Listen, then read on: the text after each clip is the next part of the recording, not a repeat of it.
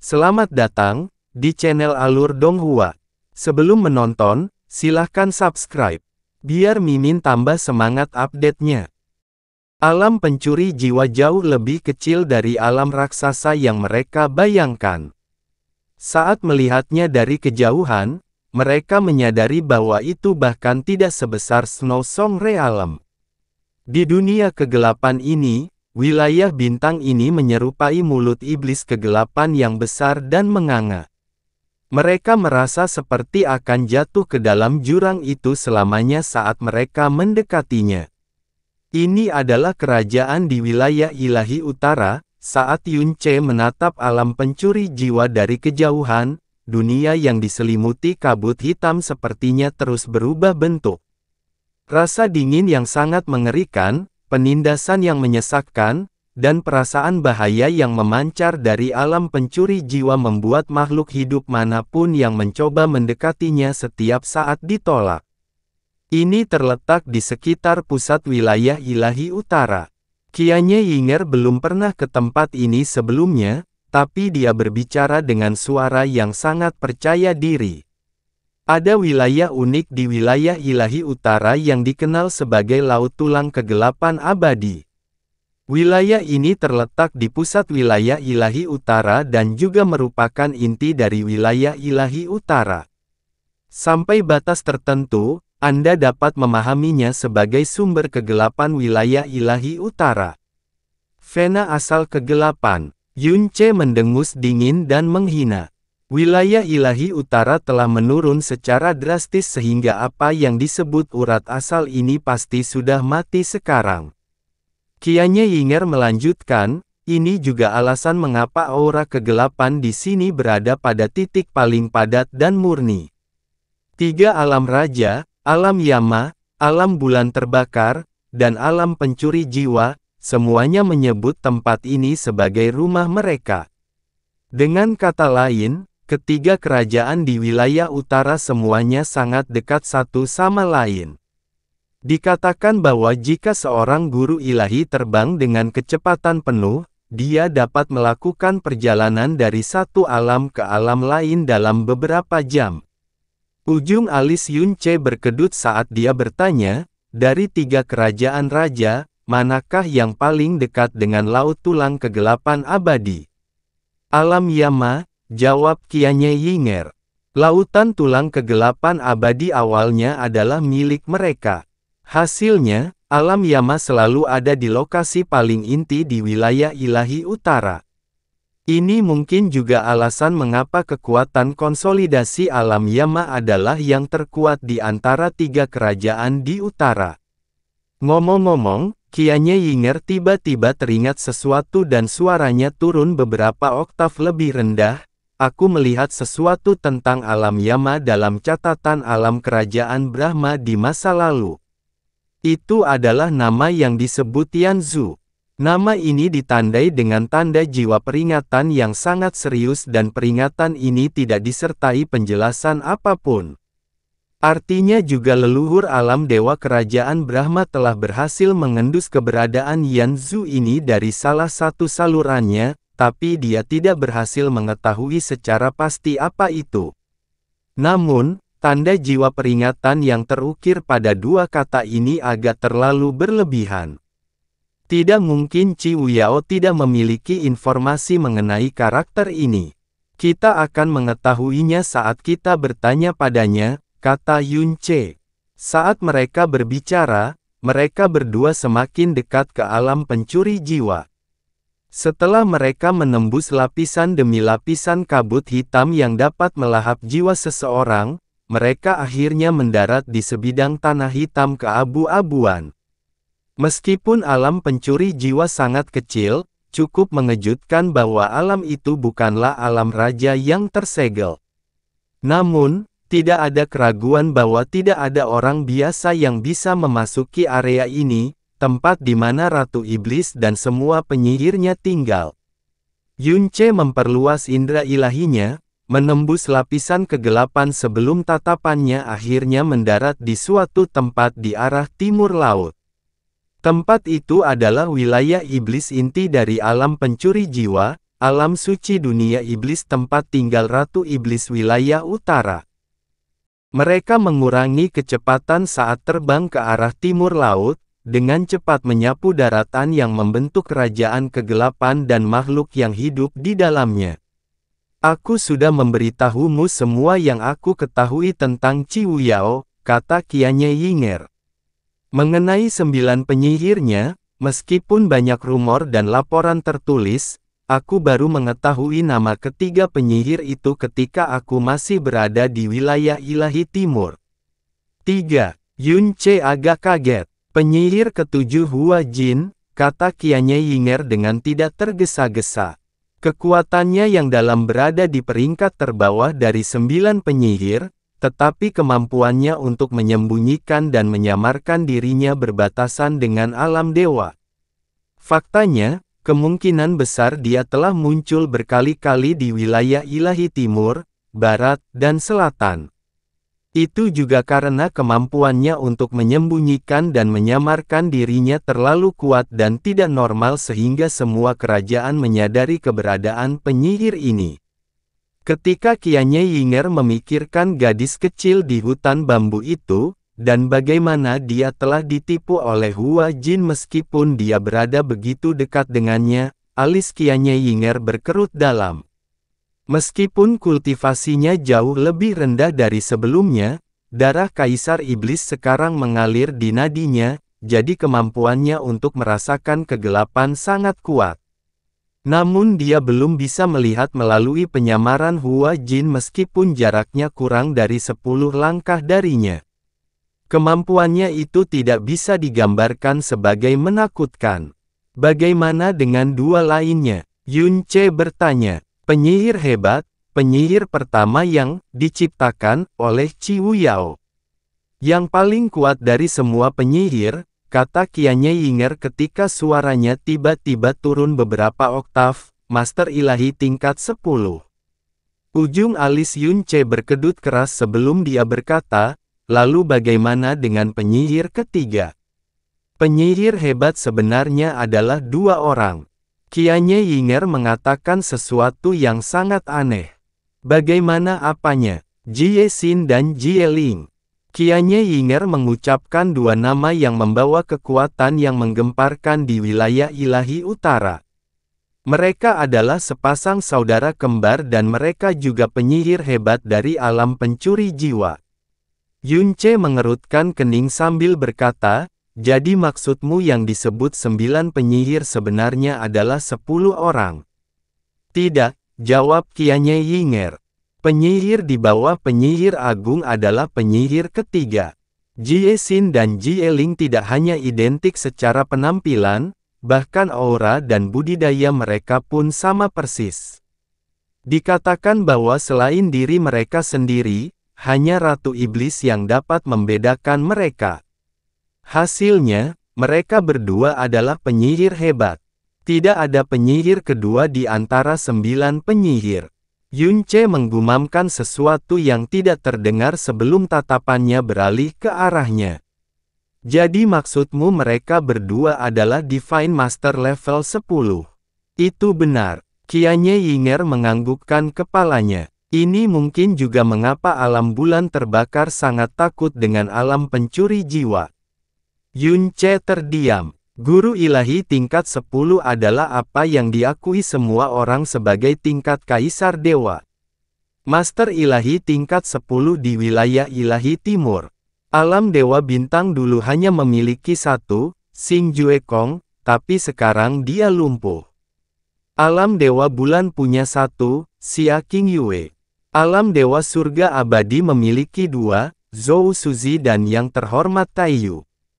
Alam dewa kerajaan Brahma dulunya memiliki 6, namun 3 dewa Brahma telah terbunuh oleh satu gelombang tangan Kaisar Iblis pemalu surga dan kekuatan Qianye Yinger telah dilumpuhkan karena fakta bahwa dia telah menerima jejak budak. Jadi hari ini, hanya tersisa 2 orang, Qianye Fantian dan Guzu. Namun di wilayah ilahi yang layu dan miskin ini, alam pencuri jiwa sebenarnya memiliki 3. Ciwu Yao, Jie Xin, Jie Ling. 10.000 tahun yang lalu, ketika ini masih merupakan alam dewa langit jernih, satu-satunya orang yang merupakan guru ilahi tingkat 10 adalah Kaisar Langit Jernih sendiri, lanjut Qianye Yinger. Setelah kematian mendadak Kaisar Dewa Langit Jernih, Qiwu Yao naik tahta dengan paksa. Setiap alam berpikir bahwa alam Dewa Langit Jernih akan jatuh ke dalam kekacauan, dan skenario yang paling mungkin adalah bahwa alam tersebut akan terpecah belah dan runtuh karena kekacauan internalnya dan akhirnya terbagi antara alam Yama dan alam bulan terbakar. Dengan demikian mengurangi jumlah kerajaan di wilayah ilahi utara menjadi 2. Namun, yang akhirnya terjadi adalah perselisihan internal alam Dewa Langit Jernih terselesaikan segera setelah mulai meletus. Faktanya, hal itu diselesaikan dalam waktu yang sangat cepat. Qiwu Yao entah bagaimana berhasil mengubah kekuatan warisan alam Dewa Langit Jernih menjadi sesuatu yang lain, mengubahnya menjadi kekuatan para penyihir, kekuatan yang hanya bisa diwariskan kepada wanita. Setelah kelahiran, penyihir agung Jiesin dan Jieling, semua orang di wilayah ilahi utara terkejut dengan apa yang telah dicapai Qiwu Yao. Qianye Yinger menatap lurus ke arah Yunce, rahasia yang dia miliki mirip dengan rahasiamu. Kalian berdua mempunyai kekuatan yang tidak dapat dijelaskan dengan pengetahuan dan prinsip-prinsip yang diakui secara universal di dunia saat ini. Kamu memiliki kekuatan karena kamu memperoleh warisan Dewa Pencipta, tapi bagaimana dengan dia? Jika dia tidak memiliki kekuatan yang melampaui kekuatan orang lain, bagaimana dia berani memiliki ambisi yang bahkan tidak berani diimpikan oleh orang lain? Bukankah ini tepatnya alasanmu memilih dia? Kata Yunce dengan suara bosan. Mengenai rahasia apa yang dia miliki, itu tidak penting. Tidak, itu penting, jawab Qianye Yinger tanpa jeda sedikit pun. Namun, dia melihat Yunce dan memilih untuk tidak melanjutkan. Bagi Yunce saat ini, balas dendam adalah segalanya. Dia benar-benar tidak peduli dengan hal lain. Setelah mereka berdua melintasi sebagian besar alam pencuri jiwa, sebuah penghalang besar yang tak terlihat muncul dalam indera mereka. Meskipun jaraknya 50 km, kekuatan penindasan tak kasat mata yang terpancar dari penghalang itu sudah cukup untuk mengintimidasi sebagian besar orang agar menghentikan langkah mereka.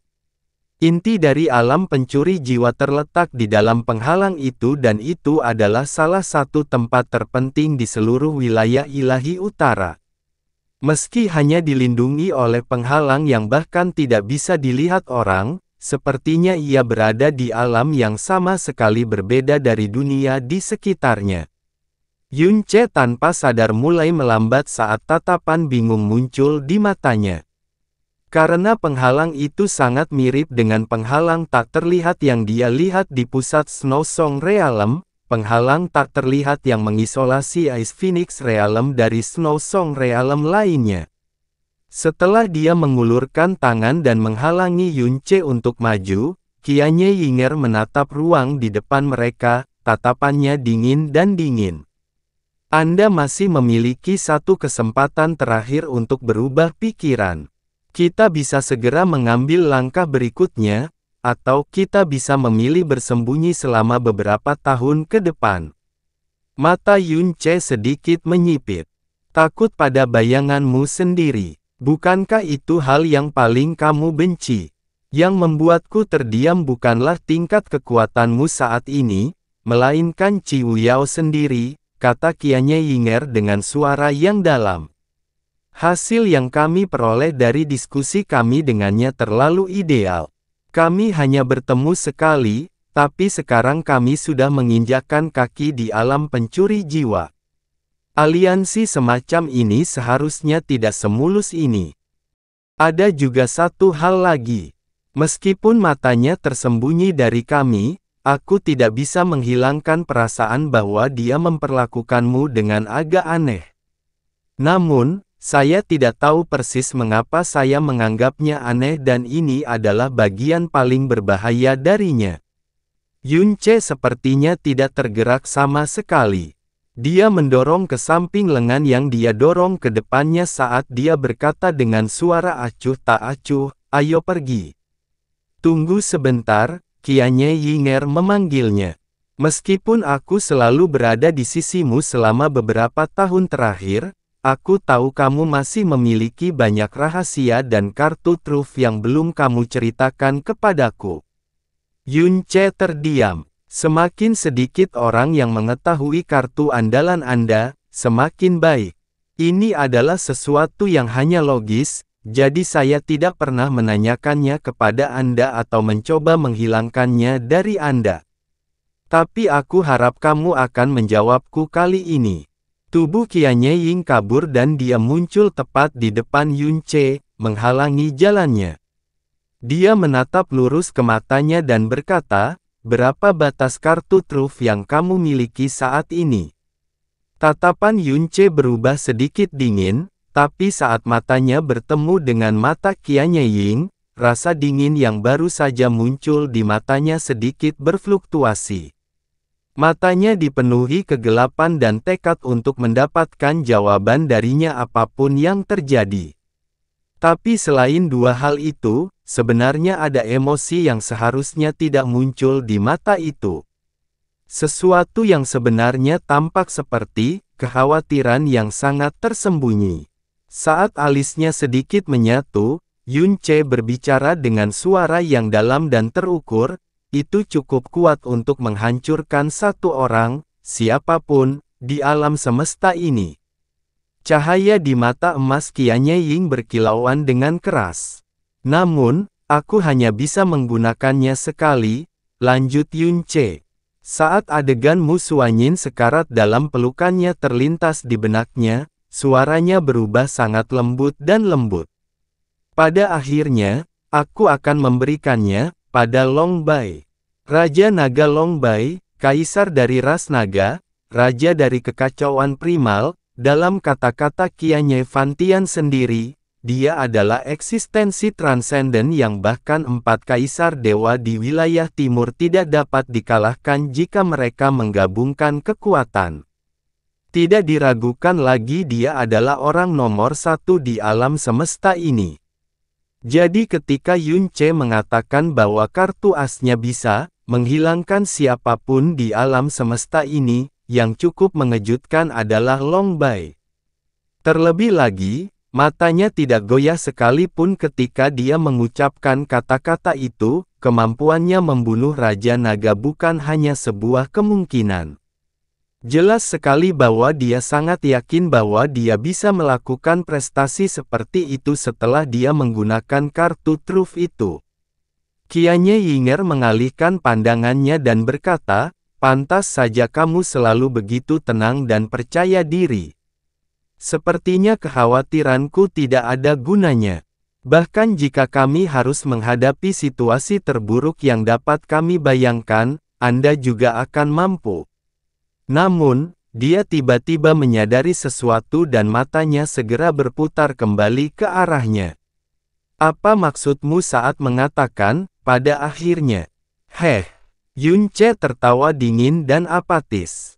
"Ada beberapa kartu truf yang hanya bisa digunakan sebagai ganti nyawa seseorang.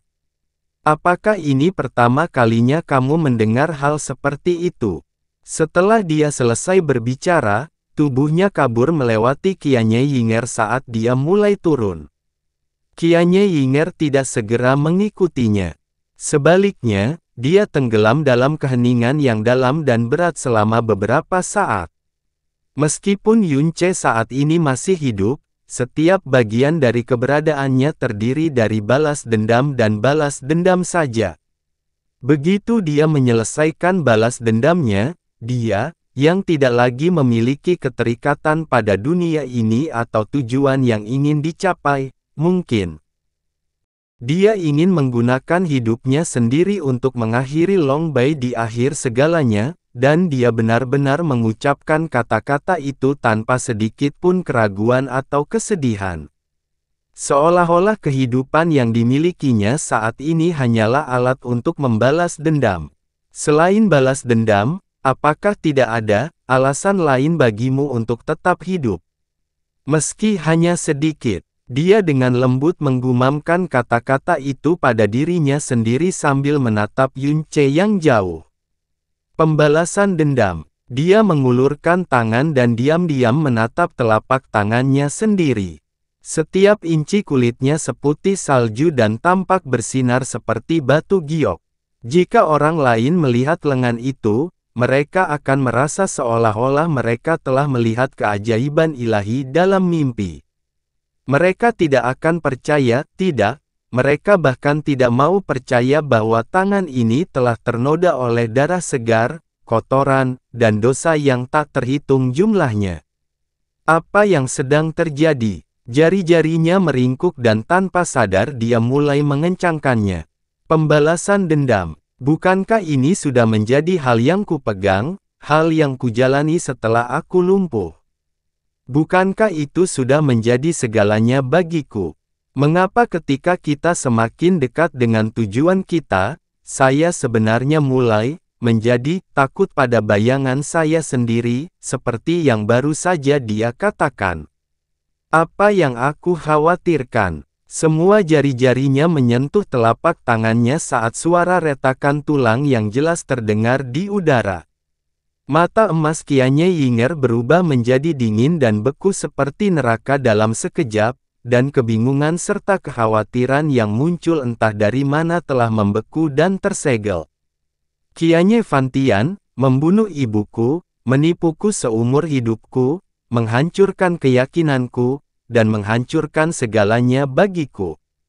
Aku menginjak-injak martabatku sendiri, jatuh ke dalam kegelapan, menjual tubuh dan jiwaku sendiri, semuanya hanya untuk membunuhnya. Selain itu, tidak ada hal lain yang penting. Tidak ada, apakah penting? Dia segera turun saat dia mendarat di depan penghalang bersama Yun Ce. Saat mereka mendekat, gelombang energi kegelapan tiba-tiba menyerang mereka. Itu disertai dengan raungan rendah yang dipenuhi kekuatan menakjubkan dan niat membunuh. Semua yang berani mengganggu wilayah suci ini akan dibunuh, Uwaaah. Sebelum kata-kata dibunuh tanpa pengecualian dapat diselesaikan, teriakan itu telah berubah menjadi serangkaian erangan pelan dan teredam. Badai kegelapan tercabik-cabik dalam sekejap dan 4 sosok hitam pekat jatuh dari dalam badai itu sebelum mendarat dengan keras di penghalang. Wilayah suci dari alam pencuri jiwa adalah tempat yang tidak menoleransi perilaku buruk sama sekali. Hal ini telah terjadi sejak pendiriannya hingga kedatangan Yun Ce dan Qianye Yinger. Keributan itu begitu keras sehingga setiap pakar kegelapan di sekitarnya mengalihkan perhatian mereka ke gerbang dengan waspada. Yun Ce dan Qianye Yinger perlahan mendarat di tanah. Tepat di depan mereka adalah gerbang pusat menuju ke wilayah suci. Keempat orang yang mereka serang beberapa saat yang lalu saat ini terbaring di tanah dan menggeliat kesakitan, tidak mampu berdiri untuk waktu yang lama. Para penjaga ini hanyalah Divine Sovereign tahap awal, tapi ini adalah gerbang utama menuju tanah suci pencuri jiwa yang mereka jaga. Mereka bisa dengan mudah menjadi Realm King dari dunia bintang tengah jika mereka menginginkannya. Sumber kebanggaan para penjaga berasal dari kekuatan dan tugas suci mereka, jadi mereka menolak untuk mengungkapkan keterkejutan dan ketakutan mereka meskipun mereka terguncang oleh kekalahan yang mereka alami. Penjaga di tengah berkata, "Tidak peduli siapa Anda telah melakukan dosa yang tidak dapat diampuni dengan menyerang wilayah suci, Anda tidak akan meninggalkan tempat ini hidup-hidup." Ledakan energi yang sangat besar datang dari depan tepat setelah penjaga itu selesai berbicara, dan 300 sosok hitam mengunci aura mereka dengan kuat di sekitar Yun Ce dan Qianye Yinger hanya dalam beberapa tarikan napas. Udara dan bahkan ruang itu sendiri membeku.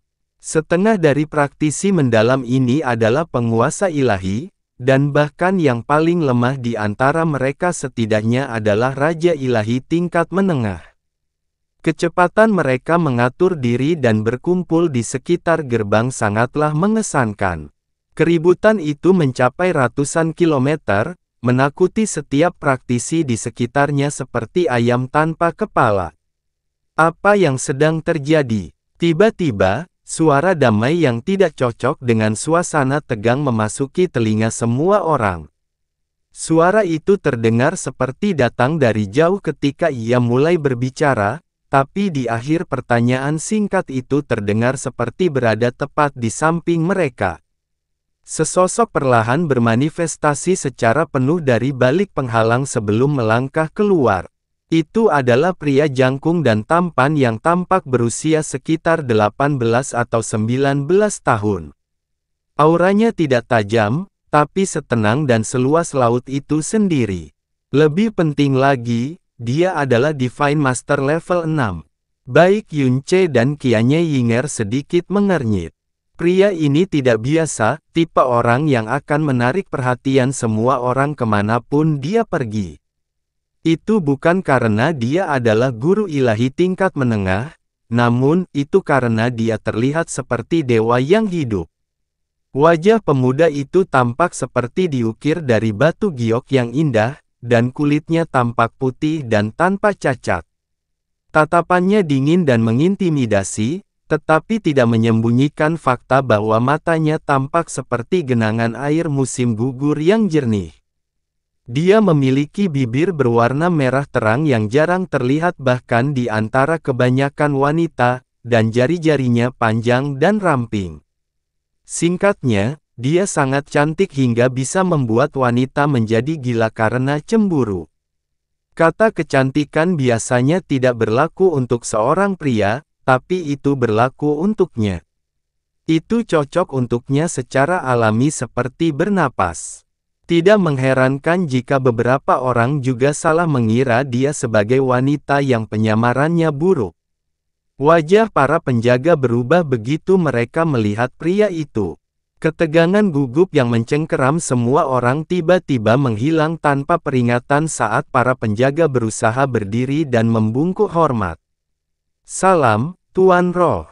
Kedua penyusup ini telah menginvasi wilayah suci dan menyerang kami tanpa peringatan. Kami akan segera menangkap mereka. Tuan Roh. Qianye Yinger menatap pria itu dengan tatapan tertarik. Dia punya gambaran siapa dia sekarang. Tidak apa-apa, kata pria itu acuh tak acuh. Saya di sini, jadi Anda tidak perlu lagi mengambil tindakan. Semua penjaga tampak sangat terkejut dengan kata-katanya. 4 penjaga pertama berkata dengan tergesa-gesa, kamu sama berharganya dengan surga itu sendiri, Tuan Roh. Anda tidak harus berkenan menangani 2 petani sendiri. Petani, pria itu melirik Yun Che dan Qianye Yinger. Siapapun yang berani menyakiti anggota alam pencuri jiwa tepat sebelum wilayah suci adalah orang yang sangat bodoh, atau merasa aman karena mengetahui bahwa mereka aman. Mengingat mereka berdua adalah Divine Sovereign level 7, kecil kemungkinan mereka adalah Divine Sovereign.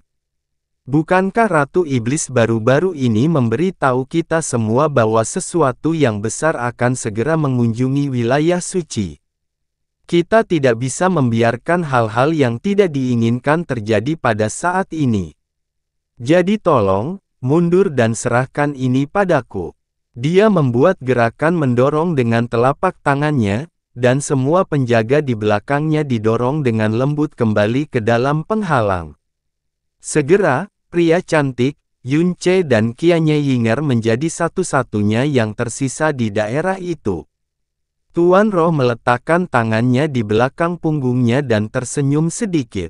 Gerakan tidak sadar itu ternyata terlihat sangat genit. 2 penguasa ilahi tingkat 7 cukup kuat untuk menjelajahi 90% alam tanpa rasa takut, tapi aku ragu kesombonganmu telah tumbuh cukup besar hingga melampaui akal sehatmu. Sekarang bicaralah. Apa tujuanmu? Atau haruskah kukatakan, alisnya merosot, dan tatapannya berubah tajam. Siapa tuanmu? Qianye Yinger berbisik, wanita itu belum kembali. Apakah dia melakukan ini dengan sengaja? Yunce tidak memberikan indikasi bahwa dia mendengar apapun. Pria cantik itu mengerutkan kening dalam-dalam. Dia berpikir bahwa dia melepaskan aura dan tekanan jiwa yang cukup untuk menghancurkan pikiran Divine Sovereign level 7 manapun, tetapi kedua penyusup itu tidak hanya terlihat sama sekali tidak terpengaruh, mereka juga berbicara satu sama lain menggunakan transmisi suara. Omong-omong, pria ini cukup cantik, bukan? Qianye Yinger sepertinya membandingkan penampilan Dewa Roh dan Yunce dengan sangat serius. Setidaknya, dia jauh lebih tampan darimu. Pria cantik itu mengerutkan kening lebih dalam. Ada dua alasan mengapa dia berkenan menangani sendiri kedua penyusup ini. Pertama, dia kebetulan berada di dekat situ saat kejadian itu terjadi. Kedua, dia tidak ingin masalah terjadi tepat setelah Ratu Iblis memberi perintah. Namun, dia tetaplah penguasa roh pencuri jiwa. Tidak ada seorang pun yang berani untuk tidak menghormatinya, apalagi memperlakukannya seolah-olah dia hanyalah omong kosong belaka. Dan para penyusup ini hanyalah penguasa ilahi. Dia tersenyum dan mengeluarkan suaranya. Tahukah kamu, dengan siapa kamu berbicara? Kali ini, Qianye Yinger menyukai dia dengan tatapannya dan mengamatinya dari ujung kepala sampai ujung kaki. Kemudian, dia berkata, ada 9 penyihir, 27 roh jiwa dan 3.600 petugas jiwa yang melayani alam pencuri jiwa. Mereka memanggilmu Raja Roh. Jadi aku berasumsi bahwa kamu adalah pemimpin dari 27 roh jiwa. Sayangnya, pria cantik itu menyipitkan matanya. Qianye Yinger menoleh ke arah Yunce dan berkata dengan nada jijik, sayangnya, Qiu Yao perlu mengevaluasi kembali seleranya terhadap mainan anak laki-laki. Saya akui bahwa ke-9 penyihirnya sangat mengesankan, tetapi Anda, mengapa dia menyukai anak laki-laki yang feminin seperti Anda? Saya tidak akan pernah mengerti.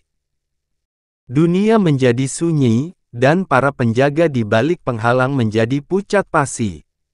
Pria cantik itu bersikap tenang sejauh ini, tetapi saat Qianye Yinger kedua menyelesaikan ejekannya, wajahnya berubah seolah-olah sejuta cacing merayapi wajahnya. Kemarahan dan pembunuhan meledak keluar dari dirinya seperti gunung berapi aktif. Kamu sedang mendekati kematian. Energinya yang dalam meledak seperti bom, dan wilayah suci menjadi gelap gulita seperti malam. Kamu berani menghina Ratu Iblis. Bahkan 1 juta kematian pun tidak akan cukup untuk menebusmu. Rambut emas Qianye Yinger menari-nari saat dia melihat pria yang sedang marah itu dengan senyuman yang lebih lebar dan mencemooh. Apakah kamu yakin ingin menyerang kami di sini? Tapi kata-kata Qianye Yinger tidak mengubah pikiran pria cantik itu. Wanita itu telah menyentuh timbangan terbalik yang seharusnya tidak pernah dia sentuh, dan dia akan membuat wanita itu membayarnya, apapun yang terjadi. Tanpa sepatah kata pun, dia mengumpulkan kegelapan di sekelilingnya dan bertindak untuk menelan Qianye Yinger dan Yunce utuh. Pada saat itulah suara dingin seorang wanita mencapai mereka. Berhenti. Kata-katanya singkat dan jelas seperti kolam surga. Hanya itu yang diperlukan untuk menghentikan tubuh dan energi pria cantik itu. Cahaya hijau giok muncul entah dari mana dan menembus kegelapan pekat yang telah dikumpulkan oleh Dewa Roh. Beberapa saat kemudian, perlahan-lahan ia melemahkan kekuatannya menjadi tidak ada. Yunce dan Qianye Yinger mendongak pada saat bersamaan. Cahaya biru menari-nari di langit seperti kunang-kunang yang tenang. Seorang wanita dengan sosok langsing sedang berdiri di tengah pancaran cahaya. Mengenakan gaun biru dan mandi dalam cahaya, dia tampak seperti mimpi yang luar biasa. Saat dia muncul, Dewa Roh menarik auranya dan berlutut tanpa ragu-ragu. Para penjaga di belakang penghalang melakukan hal yang sama dan menundukkan kepala mereka dalam-dalam. Tak satu pun dari mereka yang berani mendongak atau membiarkan pandangan mereka tertuju pada wanita itu lebih lama dari yang diperlukan. Seolah-olah mereka sedang menyambut dewa. Xian menyapa Tuan King Ying. Jika sebelumnya belum cukup jelas, sikap dan perkataan pria cantik itu menjelaskan identitas wanita tersebut sepenuhnya. Penyihir lain, bisik Qianye Yinger. Ini adalah penyihir keempat yang mereka lihat setelah Chanyi, Hua Jin dan Yao Dai. Yun Ce menembus cahaya dengan persepsi rohnya dan mengamati penyihir baru sejenak. 9 penyihir tidak pernah menunjukkan wajah asli mereka di depan umum, dan King Ying ini tidak terkecuali. Dia tidak menutupi wajahnya dengan topeng seperti Chanyi, tapi cahaya seperti aslinya menari-nari di sekelilingnya dan menyembunyikan wajahnya di balik cahaya misterius itu. Yang bisa dilihat orang luar hanyalah bayangan kabur. Wanita berbaju biru itu mendarat dan menyebarkan kesadarannya. Dia segera mengetahui apa yang sedang terjadi. Meskipun ini pertama kalinya dia melihat Yun Ce dan Qianye Yinger, dia tahu persis siapa mereka. Bagaimanapun juga, itulah alasan dia kembali ke wilayah suci. Kamu melukai penjaga jiwa kami saat kamu mengunjungi wilayah kami. Kamu sombong dan lepas kendali seperti rumor yang beredar, kata King Ying dengan nada dingin. Dia sama sekali tidak peduli untuk menyembunyikan kemarahan dalam suaranya. Merekalah yang menyerang kita lebih dulu, jawab Qianye Yinger dingin. Inikah cara alam pencuri jiwa memperlakukan tamunya? Tuan King Ying, pria cantik itu bangkit dengan cemberut yang dalam. Siapapun mereka dan apapun motifnya, mereka telah melakukan kejahatan yang harus dihukum. Apapun penilaian Anda, izinkan Xian menangkap mereka terlebih dahulu. Tangkap, King Ying mendengus. Mereka membunuh Yan Sangeng dan melukai Yao Dai. Apakah kamu benar-benar berpikir kamu bisa menangkap mereka? Apa? Semua kemarahannya berubah menjadi keterkejutan. Dia tersadar ketika pria cantik itu menatap Yun Ce dan Qianye Yinger lagi. Maksudmu mereka, mundur, kata King Ying. Ini bukanlah sesuatu yang harus kamu ganggu. Tapi, untuk sesaat, pria cantik itu tampak bingung dan kaget. Namun amarahnya muncul kembali, dan tatapannya dengan cepat berubah menjadi dingin sekali lagi. Tetapi mereka menghina ratu kita. Setiap penjaga jiwa di sini dapat membuktikan hal ini. Di balik cahaya biru, King Ying mengerutkan alisnya.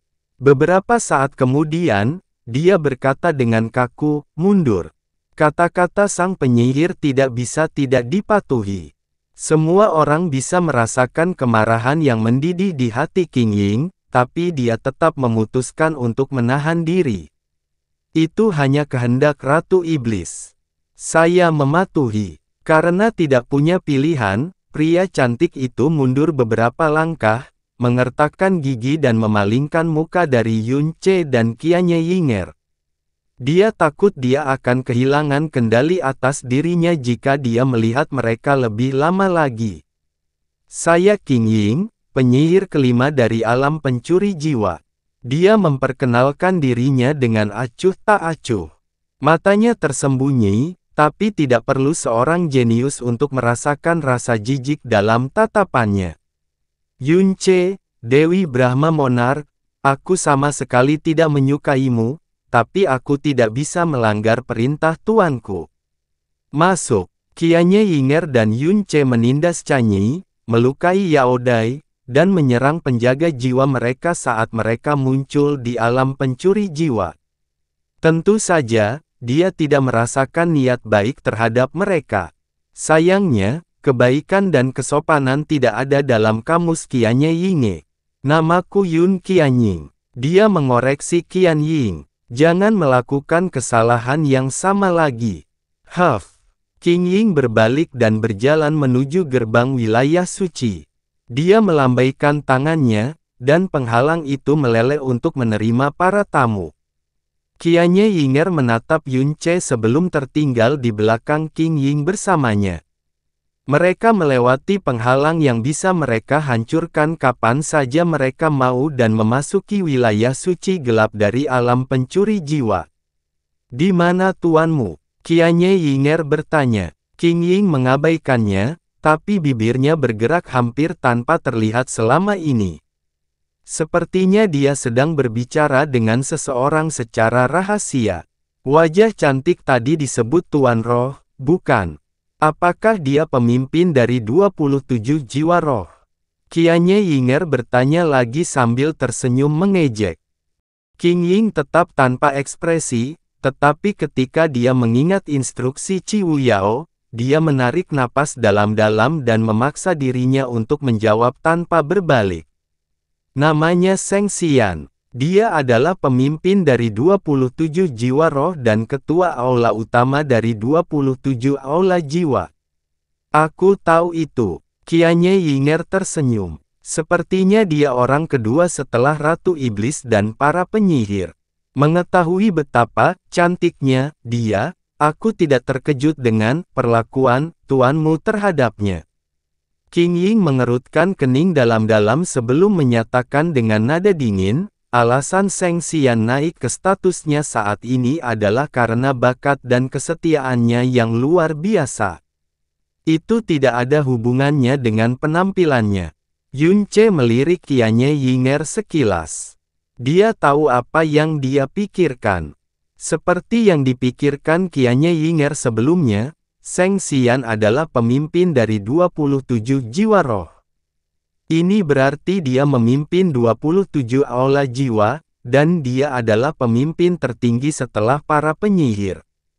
Struktur administrasi alam pencuri jiwa sangat berbeda dari kerajaan lainnya.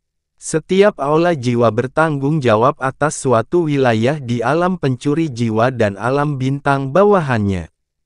Tentu saja, para pemimpin Soul Hall adalah 27 roh jiwa yang terkenal. Para penyihir secara langsung berada di bawah Ratu Iblis, dan mereka tidak memiliki tanggung jawab pasti untuk dibicarakan. Namun, mereka memiliki kekuatan untuk memanfaatkan tenaga dan sumber daya Soul Hall, yang berarti bahwa mereka pada dasarnya memiliki kekuatan tak terbatas dan dapat melakukan apapun yang mereka inginkan dalam batas-batas alam pencuri jiwa. Selain harus mematuhi Ratu Iblis sendiri, otoritas mereka pada dasarnya setara dengan Ratu Iblis. Ini adalah sistem yang mustahil di dunia raja atau dunia bintang manapun. Satu-satunya alasan alam pencuri jiwa bisa ada seperti ini adalah karena para penyihir tidak akan pernah bisa mengkhianati Ratu Iblis.